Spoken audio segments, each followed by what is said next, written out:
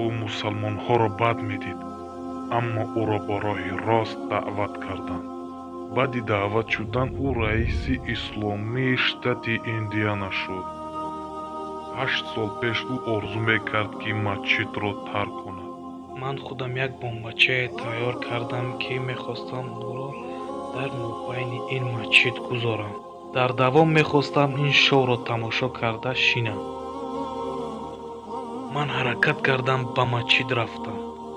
дар масҷид бо ман як мусалмоне вохӯрд ва ба ӯ гуфтам: барои ман аз таърихи ислом камеам бошад фаҳмонед.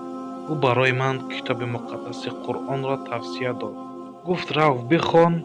манам рафтам, хондаму баъдан баргаштам. баъд аз 8 рӯз Ричард қадами нахустини худро бар хонаи Аллоҳ монд ва мусалмон шуд.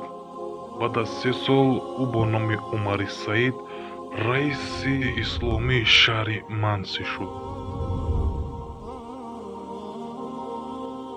ман мусулмонам, миллатам амрикоист. ман акнун фаҳмидам, ки ба ин роҳи фасод рафтам ва аз кори кардаам пушаймонам. мехоҳам инсонҳоро барои рост ҳақ таслим кунам. ман чӣ қадар корҳои бад кардам, аз корҳоям пушаймонам. аз Аллоҳ бахшиш мепурсам, то Худованд маро бибахшад.